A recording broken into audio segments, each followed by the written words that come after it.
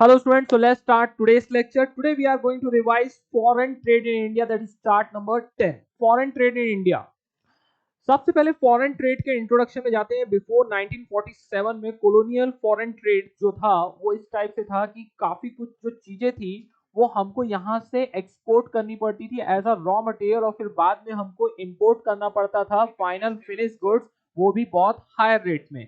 तो suppliers of raw material to the industrialize nation को हमको सप्लाई करना पड़ता था, और ये बहुत ही ज्यादा कंपल्सरी टाइप का नेचर का बन चुका था। Particularly England and importer of manufacturer goods हम बन चुके थे, and this dependence on foreign trade did not permit the industrialization at home. मतलब ये एक्चुअल में मैंने इसके बारे में पूरी कहानी वगैरह आपको बताई हुई है रेगुलर लेक्चर में, तब भी एक शॉर्ट से बता देता हूँ। टी लीफ का सबसे ज्यादा एक्सपोर्टर कौन था? हमारा कंट्री इंडिया। और ये कहाँ जाता था? आपके इंग्लैंड में। इंग्लैंड से इसको क्या बनाते थे? टी बनाते थे, टी प्रोडक्ट, टी पाउडर, जो भी बोलो आप उसको, और उसको फिर से कंपलसरी इंडिया में उसको इंपोर्ट करना पड़ता था एट हायर प्राइस। और ये भी रूल था, बोल रहा है कि इंडस्ट्रियलाइजेशन एट होम परमिट नहीं था। इसके लिए क्यों बोला गया है? बोलता है इन केस आपकी कंट्री ने किसी ने भी टी प्रोसेसिंग यूनिट डाली तो हम आपके यहाँ से टी लीफ लेना बंद कर देंगे। तो इतना ज्यादा रॉ मटेरियल बनाएंगे कितना? एक साथ इतनी बड़ी इंडस्ट्री तो बनाई नहीं जा सकती थी कि पूरे कंट्री का टी लीफ का प्रोडक्शन जो है वो कंज्यूम किया जा सके। सो इसलिए क्या किया जाता था, अरे देखो कुछ पार्ट हमारे यहाँ से बहुत ज्यादा टी लीफ लेके जाते थे, उसमें तो कुछ पार्ट ही हम इंपोर्ट करते थे, लेकिन और पूरे वर्ल्ड वाइड को इंग्लैंड वो टी सप्लाई करता था, लेकिन हमारे पास जो अमाउंट था raw material is equal to finish goods, वो क्या हो जाता था? सेम हो जाता था। अल्टीमेटली हमको कुछ खास बचता नहीं था। सो परमिट भी नहीं कर रहा था इंडस्ट्रियलाइजेशन, मतलब आप अपने घर में भी नहीं लगा सकते हो, अपने होम कंट्री में भी कि कोई फैक्ट्री या ऐसा कुछ लगा ले। As a result Indians handicraft suffered severe blow, and how are many under developed countries that want independence in the post world war two. और उनको लगने लगा, तब से लगने लगा जब वर्ल्ड वॉर टू के बाद की फॉरेन ट्रेड ही बस क्या है, एक एज अ इन्वेस्टमेंट देखने लगे, और जिस कंट्री में फॉरेन ट्रेड अच्छा हो रहा है तो वो कंट्री ही डेवलप करेगी। सो इंटरनल ट्रेड के बारे में पहले समझते हैं। फॉरेन ट्रेड से पहले इंटरनल ट्रेड, जो with in a boundaries domestic trade या इंटरनल ट्रेड होता है, होम ट्रेड होता है, उसी को अपन क्या बोलते हैं? Internal trade. With in the state होता है, विद इन स्टेट या इंट्रा स्टेट या इंटर स्टेट, इन दोनों को अपन क्या बोलते हैं?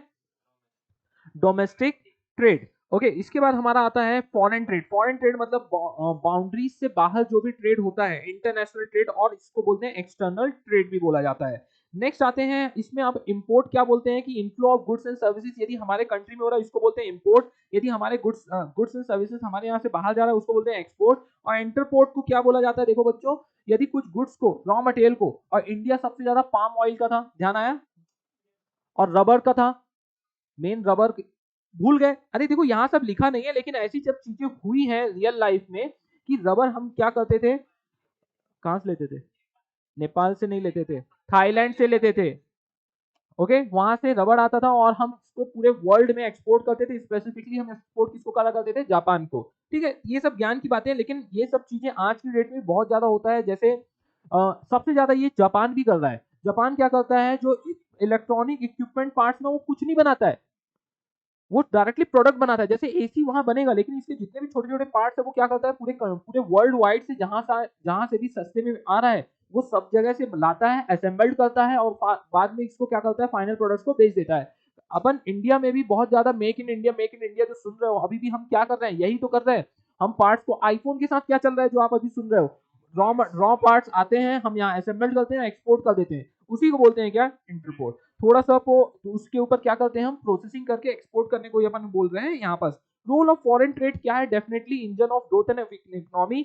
अभी के सिचुएशन में जब पेंडेमिक आया, उसके बाद रिसेशन का जो सीन चल रहा है, यहाँ पास कंट्री के पास फॉरेन एक्सचेंज बहुत ज्यादा है। क्यों है फॉरेन एक्सचेंज? डेफिनेटली हमने जब ज्यादा एक्सपोर्ट किया होगा और हमारे पास पैसे ज्यादा आए होंगे, हम हमारे पास फॉरेन एक्सचेंज है, इसलिए आज रुपी का कंडीशन क्या है? बेटर कंडीशन में। नहीं तो रुपी का वैल्यू क्या हो जाता? बहुत ज्यादा गिर जाता। मतलब rate of exchange $1 is equal to more than 100+ rupees जा सकता था। लेकिन किसके कारण?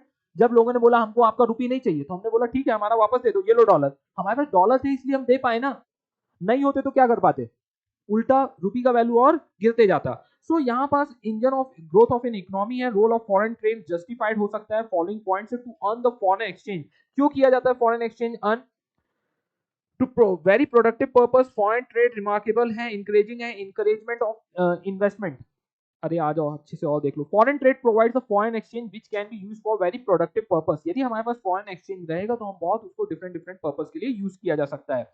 इनकरेज करता है इन्वेस्टमेंट को डेफिनेटली, जो भी यहाँ प्रोड्यूसर है जैसे मारुति हो गया, टाटा हो गया, उनको पूरे वर्ल्ड वाइड में एक्सपोर्ट करा। यदि सिर्फ कंट्री बोला होता तो उस जमाने में तो कंट्री के अंदर बहुत कम ही व्हीकल यूज हो रही थी, लेकिन उनको क्या दिख रहा था, अरे पूरे वर्ल्ड में अभी हम थर्ड या फोर्थ पोजीशन में, जापान को भी पीछे छोड़ के थर्ड पोजीशन में कहाँ आ गए अपन, ऑटो सेक्टर में आ चुके हैं। कैसे हम मतलब इतना ज्यादा मोटर व्हीकल्स को क्या कर रहे हैं, एक्सपोर्ट कर रहे हैं, इतनी ज्यादा प्रोडक्शन होगी वर्ल्ड वाइड को हमारे कारण हम सप्लाई कर रहे हैं। ओके, हार्डली कुछ कंपनीज ही बस बची है जो हमसे और कंट्री आगे हैं। सो इंकरेजमेंट ऑफ इन्वेस्टमेंट, उनको पता है कि डोमेस्टिक मार्केट बस एक बेस नहीं है, उसके बाद भी हम उसको तो इन्वेस्टमेंट का एक इंकरेजमेंट मिलता है। चलो देश वाले नहीं खरीदेंगे तो हम विदेशों में भेज देंगे। Division of labour and specialization, जैसे स्पेसिफिकली कंट्री के अंदर हमारे यहाँ आईटी सेक्टर के प्रोडक्ट बहुत ज्यादा हो रहे हैं, तो क्या चल रहा है, डिवीजन ऑफ लेबर हो गया, जो स्पेशलाइजेशन है वो यहाँ हो रहा है। तो optimum allocation and utilisation of resources, हम क्या करते हैं, जो हमारे यहाँ एक्सपर्ट है हम यहाँ कर रहे हैं। कुछ भी प्रोडक्शन किसी को करवाना रहता है वो कहाँ जाता था, चाइना जाता था, बिकॉज वहां पास एलोकेशन ऑफ रिसोर्सेज वहां से बेटर हमको आउटपुट और बेटर कॉस्ट में मिल जाता था। किसी को आईटी रिलेटेड काम करना था तो वो इंडिया आता था, क्यों, यहाँ पास ऑप्टिमम रिसोर्सेज में उसको वो काम मिल जाता था। Stability of price level, demand और सप्लाई के बारे में बताया था मैंने, पाकिस्तान में टमाटर की कमी पड़ गई तो क्या करेंगे, यहाँ से टमाटर वहां एक्सपोर्ट कर देंगे। ये फॉरेन ट्रेड के कारण हो गया है। जैसे वहां पर टमाटो का रेट बहुत ज्यादा इंक्रीज हो गया, तो वहां के जितने भी ट्रेडर्स थे उन्होंने इंडिया और आगे आसपास की कंट्री से कॉन्टेक्ट किया, बोला क्या रेट चल रहा है, भिजवाओ टमाटो। वो बोले यहाँ तो 10 रुपीज के जी चल रहा है, बोल रहे यहाँ तो 1000 रुपीज के जी चल रहा है, एक काम करो मेरे को जितना कितना तुम्हारे पास है, बोलता है 300 टन भेज दो पूरा।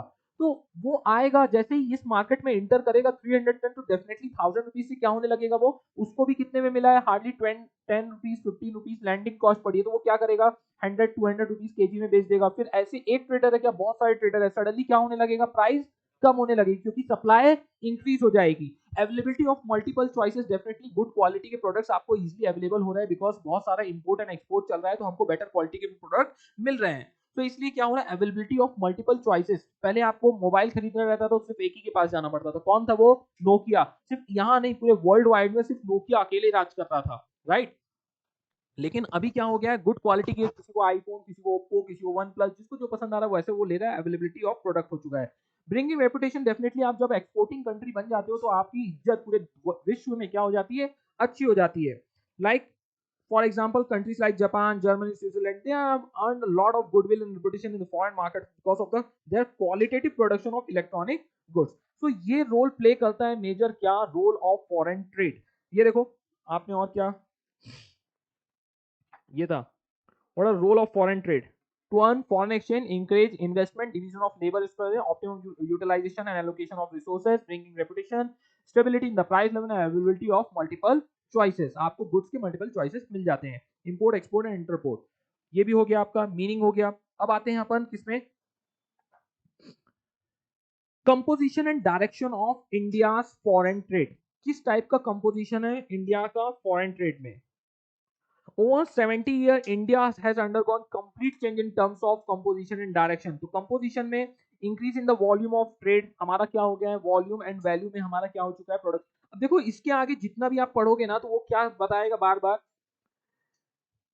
कैसे कैसे चेंज हुआ है, बस कितना चेंज हो गया है। तो increase in the volume and gross national income में चेंज हुआ है, पहले 17.55 था, अभी 48.8 हो चुका है। इसी तरह increase in the volume and value 1990 1991 में पहले कम था, अभी क्या हो गया है, ज्यादा हो गया है। Change in the composition of export, पहले हम सिर्फ क्या करते थे, export raw material like jute, cotton, T, oil seed, leather, footprint. अभी हम readymade garment, James, jewellery, electronic goods, specifically computer, hardware, software, ये सब एक्सपोर्ट करने लगे।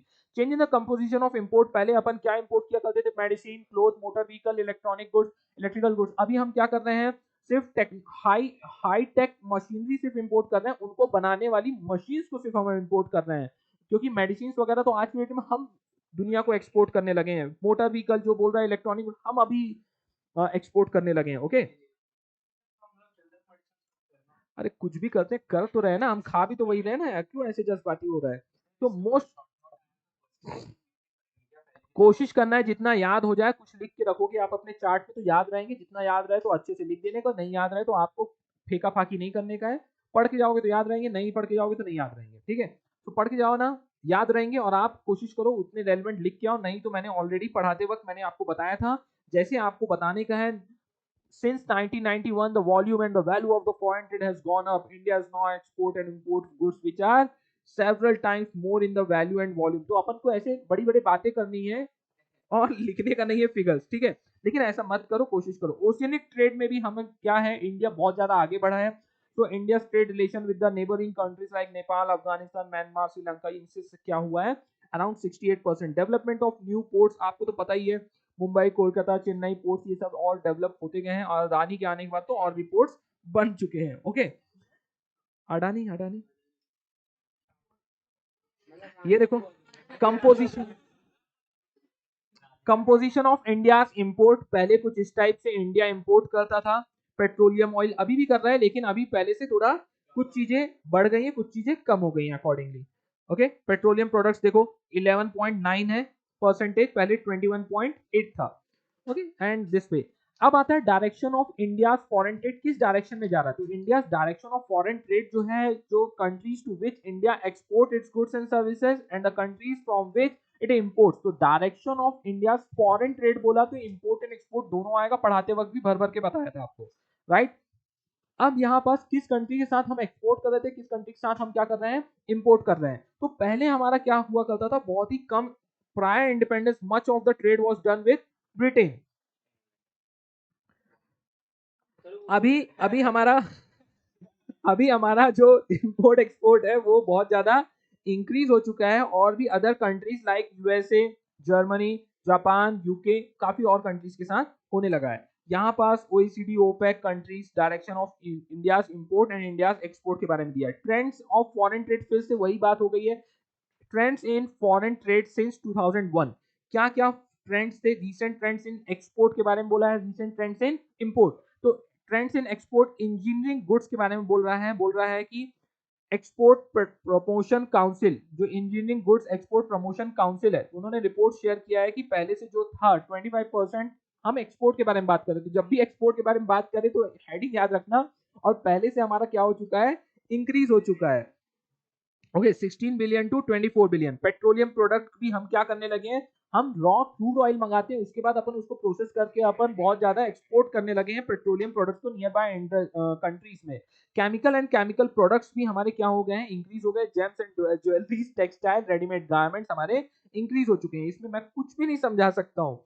ट्रेंड्स इन इंपोर्ट, अब हमारे इंपोर्ट हम क्या कर रहे थे, देखो अभी वो चीज क्या हो गया, 27% से कितना हो गया, it stands around currently 31%। Petroleum product भी इंक्रीज हुआ, तो हमारे इंपोर्ट भी यहाँ पास वही चीज लिखे जाएंगे जो चीज हमारी क्या हो रही है बच्चों, इंक्रीज हो रही है। देखते हैं गोल्ड भी हमारा क्या हो रहा है, डिक्रीज हो रहा है। ओके, तो क्योंकि अभी हमारा soft gold and all policies आ गई हैं। Okay, gold, okay, soft gold, e gold जो बोलना है। फर्टिलाइजर्स भी हमारे क्या हो गए हैं, अभी रिड्यूस हो गए हैं। आयरन एंड स्टील भी हमारा क्या हो गया है, हम खुद के कंट्री में प्रोड्यूस कर रहे हैं। अब आता है हमारा, इसके अंदर क्या आ गया, आपके 4 पॉइंट, और ऊपर वाले में आपके कितने, 5 पॉइंट। तो अपन एक बार चार्ट बुक से देखें, concept of payment of balance, एकदम सिंपल कंसेप्ट है। देखो, concept of balance of payment, इसको बोलते हैं systematic record of all international economic transaction. तो ओवरऑल जितना पैसा आया और जितना आपने पेमेंट किया, जो पैसा बचा उसी को बोलते हैं balance of payment.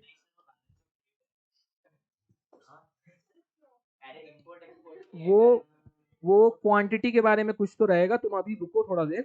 Systematic record of all economic transaction के बारे में बोला गया हुआ है।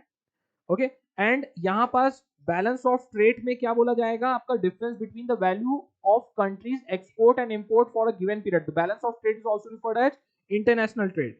सो यहाँ पास if the export value is greater than the import value, it is called as trade surplus, and if import is, इसको बोलते हैं ट्रेड डेफिसिट। इसी को बोलते हैं अपन क्या, बैलेंस ऑफ ट्रेड। यहाँ पास वैल्यू के लिए बोला गया है, यहाँ पास पेमेंट के लिए बोला गया है। तो यहाँ पास सिर्फ ट्रांजैक्शन के बारे में बात किया जाएगा, किसके बारे में, ट्रांजैक्शन के बारे में। तो पेमेंट्स आई, कितना क्या एक्सपोर्ट किया इंपोर्ट किया मतलब नहीं है, कितना पेमेंट आया और कितना पेमेंट गया। Systematic record of all international economic transaction, usually किसको पकड़ते हैं, एक ईयर को पकड़ते हैं। यहाँ पास प्रोडक्ट के बारे में बात करते हैं, प्रोडक्ट की वैल्यू को, कितना हमारा इंपोर्ट हुआ, कितने वैल्यू का एक्सपोर्ट हुआ, उसी को अपन trade surplus and trade deficit बोलते हैं। तो एक बार हाँ, ये देखो, समझ में आया क्या ये चैप्टर भी? So this way also we are completed. एक बार फिर से अपन एक बार सब समराइज करके देख लेते हैं अच्छे से बच्चों। आ जाओ। इस चैप्टर में कुछ भी नहीं है, लेकिन ऐसा नहीं करना कि आपको एग्जाम में आ जाए तो हॉली टाइप का आप कुछ तो गलत करके आ जाओ। ओके, देखो मेमोरी टेक्निक, देखो मेन अभी हमने देख लिया role of foreign trade. Role of foreign trade में आपने क्या क्या देखा? अन फॉरेन एक्सचेंज होना चाहिए। सबसे पहला क्या करना है हमको? फॉरेन एक्सचेंज इंकरेज क्या करना है? इन्वेस्टमेंट, ताकि बाहर और भी एक्सपोर्ट कर सके। Division of labour and specialisation आ जाएगा। फिर उसके बाद हमारा optimum allocation and utilisation of resources रहेंगे। नेक्स्ट आएगा ब्रिंगिंग रेपुटेशन आएगा, हेल्थ क्रिएटिंग गुडविल होगा, stability in price level, inflation के बारे में बोला जाएगा, and availability of multiple choices, quality goods वगैरह क्या होंगे कंट्री के अंदर आएंगे। अब इसके बाद हमारा types of import export and report के बारे में बोला गया है। कंपोजिशन एंड डायरेक्शन, कंपोजिशन के अंदर क्या हुआ है बताओ? Increase in the volume and value, increase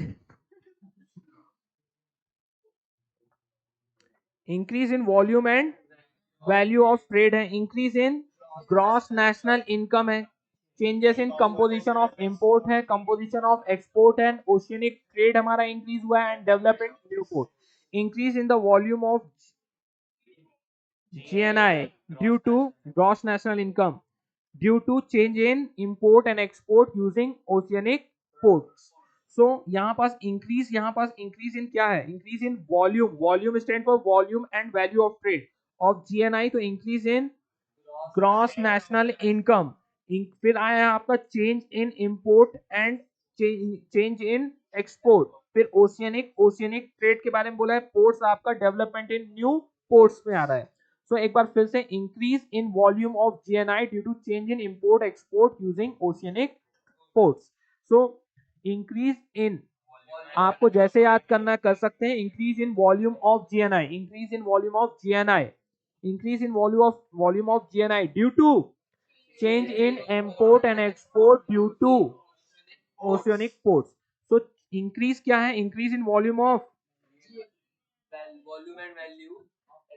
increase in volume and value हुआ है, increase in gross national income है, चेंज इन इंपोर्ट है, चेंज इन एक्सपोर्ट है, ओशियनिक ट्रेड है, and development of new ports है। नेक्स्ट आपका आता है यहाँ पास डायरेक्शन। डायरेक्शन हमारा प्रायर इंडिपेंडेंस क्या किसके साथ था? सिर्फ ब्रिटेन के साथ था। फिर उसके बाद USA, Japan, Germany and all इनके साथ भी बढ़ गया, यूके के साथ। रीसेंट ट्रेंड्स, सो रीसेंट ट्रेंड्स क्या है? Imports, engineering goods, petroleum product, chemical and products, James and jewellery and textile and readymade garment. यहाँ पास फिर एक्सपोर्ट में हमारा पेट्रोल है, गोल्ड है, फर्टिलाइजर, आयरन एंड स्टील है। Balance of trade and balance of payment, balance of payment में आपका क्या आने वाला था? कंटेंट, इकोनॉमिक ट्रांजैक्शन के systematic record of all international economic transaction usually in a year. और यहाँ पास क्या आएगा? Difference between the value of country export and imports at a particular given period. और जब अपन एक बोलते हैं trade surplus and trade deficit, तो ट्रेड सरप्लस आपको भी पता है क्यों कब होगा? जब आप एक्सपोर्ट ज्यादा करोगे, import come, and vice versa. ठीक है, this way we have also completed this chapter. So that's it for today. See you all in the next lecture. Take care. Bye bye.